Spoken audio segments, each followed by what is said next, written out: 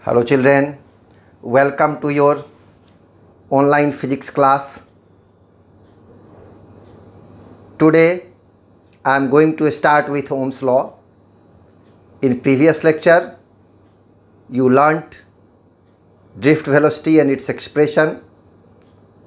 You also learnt relationship between electric current and drift velocity. So let us start with Ohm's law. At first I will explain its statement as you learnt in class 10 also. So can you recall that statement, children? Yes, you can recall that electric current through a conductor is directly proportional to the potential difference across its ends, provided some physical conditions like temperature etc. remain constant.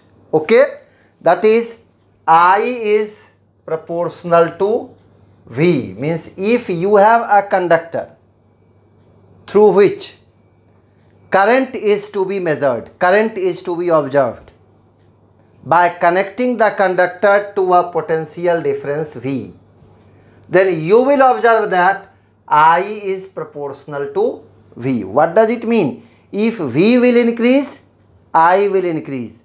If V will decrease, I will decrease.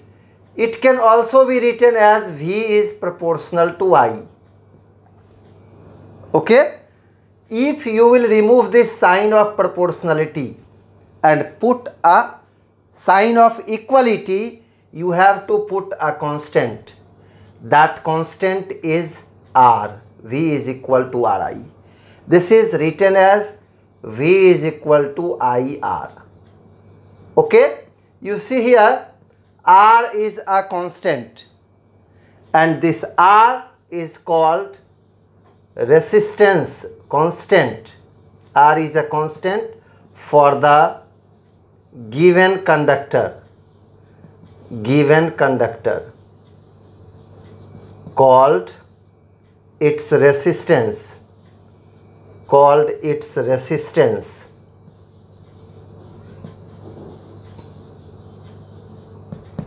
Okay, given conductor called its resistance. Now why have I written here given conductor? Try to understand the meaning of this given conductor. Given conductor means if the conductor will change, resistance will change. Means by changing the conductor, resistance will change. What does it mean? It means resistance is constant for a particular conductor only. Okay? If conductor will change, resistance will change. You learned that there are two types of constants. One is called universal constant and other is called arbitrary constant. I also discussed earlier that arbitrary constant remains constant with certain situations, with certain conditions. This R is that arbitrary constant. You learnt about small k in electrostatics, that was also an arbitrary constant. You learnt about capital G, universal gravitational constant, in class 11. That is what type of constant? So that is universal constant because the value of capital G never change. But the value of R can change. So this is an arbitrary constant. Got it? Means if the conductor will change, resistance will change. So this is the statement of Ohm's law. From here you can write R is equal to V by I. R is equal to V by I. Now there is a confusion. Sometimes you will be asked that potential difference V has been doubled. Will the resistance be doubled? Question is, if V is doubled, will the resistance R be doubled? So if you will look at this formula, you can get confused because R is equal to V by I, and in first instant you will think that if V will change, R will change. but it is wrong concept. You see, as soon as the value of V will change, the value of I will accordingly be changed. But the ratio of V and I will always remain constant. So R will never change with change in V. R will never change with change in I. Is it clear? R remains constant. This is called resistance. Its SI unit of resistance is ohm. Some of the teachers call it omega also, but this is pronounced as ohm here because ohm is the scientist related to this law. So this is denoting ohm only. So this is called ohm. You can also write the unit as ohm. O small hm. Ohm is name, so it is started with small o. Is it clear? Now let us discuss microscopic form of Ohm's law. So let us start with a new formula. You know I is equal to NEAVD. Okay, I is equal to NEAVD. You can write it I by A is equal to N E, and you know VD is EE by M. VD is EE by M. So I by A is J. This is called current density. Means electric current per unit area. This is called current density. J is equal to, you see, it is NE square E by M into tau. You can write it as J is equal to NE squared by M into tau, and this is E. This NE squared by M into tau can be written as E by M by NE square into tau. And you know M by NE square tau is called resistivity. So this is E by rho. And E by rho means 1 by resistivity is called conductivity. So this is sigma E. Means you can write J is equal to sigma E. J is equal to sigma E. This is called microscopic form of Ohm's law. J is equal to sigma E is the microscopic form of Ohm's law. You can write it in the vector form also. J is equal to sigma E. Means current density is a vector quantity. Current density is a vector quantity, but electric current is a scalar quantity. Is it clear? Current density is a vector quantity, and just have a close look on the board.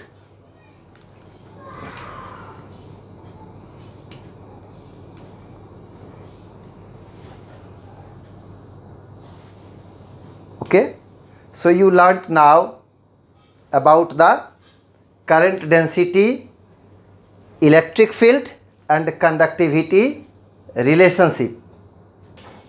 Now let us start with qualitative definition of resistance. So what is the meaning of resistance here? Let us start with that. Resistance. You studied that resistance is caused due to the continuous collision of free electrons constituting electric current with the parent atoms. Okay, so resistance is the hindrance, resistance is the obstruction. Is it clear? and you can define resistance as it is the obstruction caused by a conductor to the flow of free electrons or charge carriers through it. Is it clear? You can also define it like resistance is the property of a conductor to oppose electric current through it. Got it? So this is the definition of resistance, qualitative definition of resistance. And you already learnt formula of resistance as R is equal to rho L by A. Here rho is the resistivity. It is constant for the given material. Now one more thing should be clear here.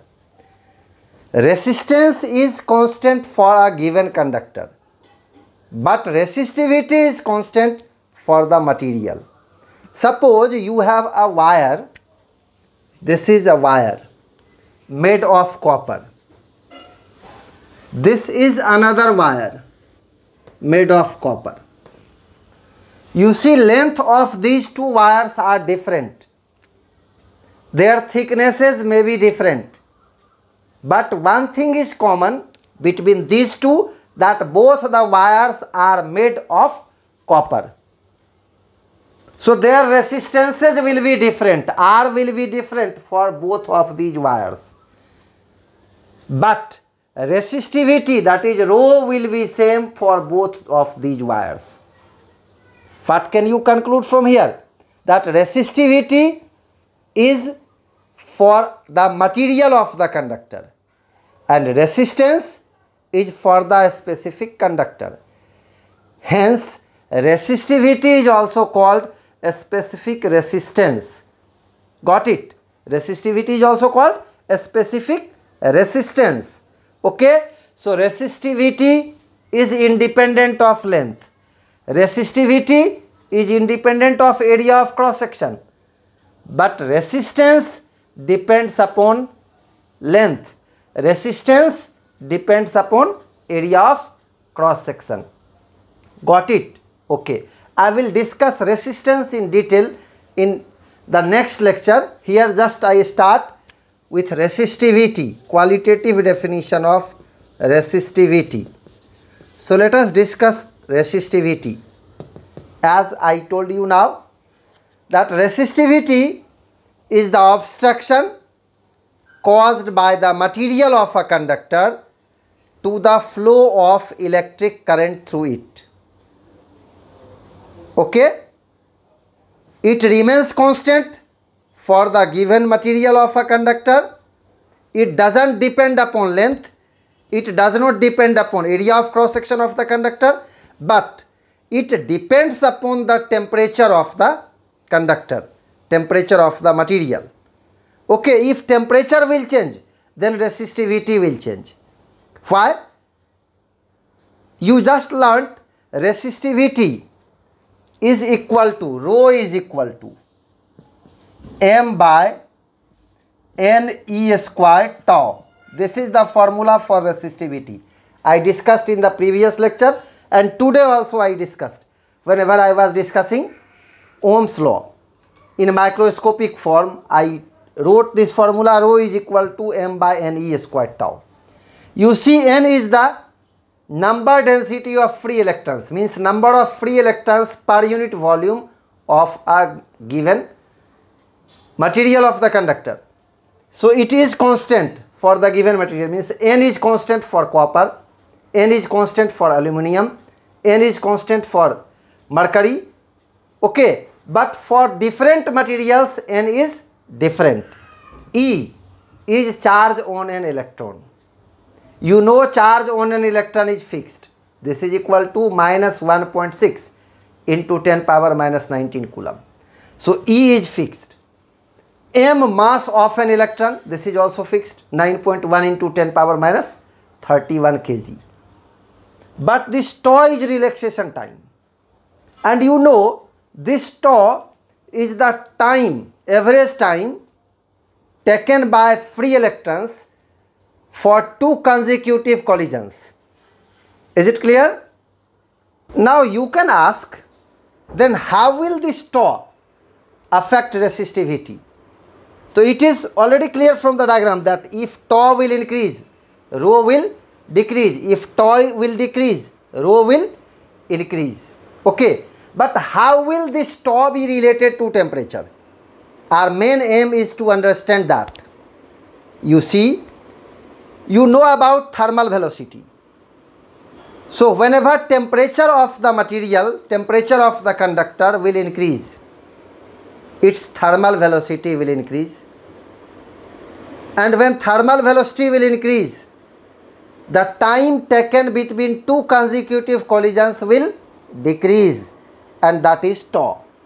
Means with increase in temperature, thermal velocity of free electrons will increase and tau relaxation time will decrease, and due to decrease in relaxation time, this resistivity will increase. So what you got ultimately? By increasing temperature, relaxation time will decrease and resistivity will increase. And when resistivity will increase, this resistance will also increase. So I will discuss the formula on the basis of which you can find the dependence of resistivity and dependence of resistance on temperature in the next lecture. Now I am going to discuss about conductance. Conductance. You see, conductor, what is the main characteristic of a conductor? The main characteristic of a conductor is to allow electric current to pass through it. Okay? So conductance is the property of a conductor to support the flow of free electrons or electric current through it. Okay? So if resistance is more, conductance will be less, because resistivity is to oppose and resistance is to oppose, conductance is to support. So if resistance will be more, conductance will be less. If resistance is less, conductance is more. Okay? So this is expressed as reciprocal of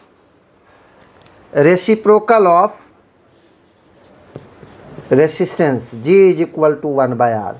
Means conductance is reciprocal of resistance. Its SI unit is 1 by ohm, means ohm inverse, or mho.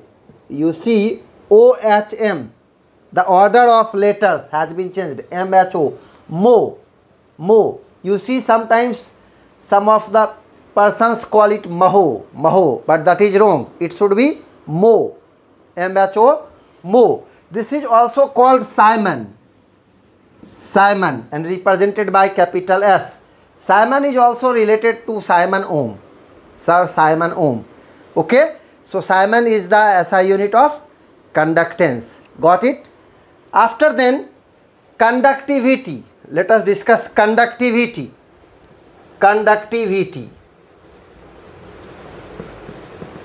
So what is this conductivity? It is the reciprocal of resistivity. Just like conductance is reciprocal of resistance, conductivity is reciprocal of resistivity. So conductivity can qualitatively be defined as the property of a conducting material to support the flow of free electrons or electric current through it. If resistivity is more, conductivity will be less. If resistivity will be less, conductivity will be more. So this conductivity is reciprocal of resistivity. So sigma is 1 by rho. I already used this relation when I discussed about microscopic form of Ohm's law. So sigma is equal to 1 by rho. Now let us analyze the SI unit of resistivity and conductivity. From here you can write rho is equal to R A by L. Again I am telling you that rho is constant. It is always constant. It will not depend upon A, L or R. A, L and R will change accordingly, but R, A by L will always remain constant, and that is called resistivity. This is a great confusion. So don't be confused. Resistivity will never be changed. It will change if and only if you will change the material or you will change the temperature. It doesn't depend upon the dimension of the conductor. So what will be its SI unit? SI unit of resistivity is, you see, ohm meter square by meter. Ohm meter square by meter means ohm meter. SI unit of resistivity is ohm meter. And what will be SI unit of conductivity? SI unit of conductivity can be written on the basis of this, that Simon per meter. Simon per meter, or you can write mho per meter. Mho per meter, or you can write per ohm per meter. Okay, so these are the units of conductivity. In this lecture I will not discuss any more thing. Okay, so in the next lecture I will be discussing resistance and resistivity in detail. I will also discuss factors affecting resistance and resistivity, because questions related to that are asked in the examination. Now I want to make it clear that questions related to Ohm's law are not directly asked in 12 board exam or competitive exam. Questions related to resistivity, resistance are asked. This formula based question can be asked in competitive exam or in board exam also. Okay, and you will not be even asked to write the statement of Ohm's law. These all are for class 10. Okay, but this is in syllabus of class 12, so I discussed all these, but no direct questions will be asked in board exam from this topic. Okay, thank you.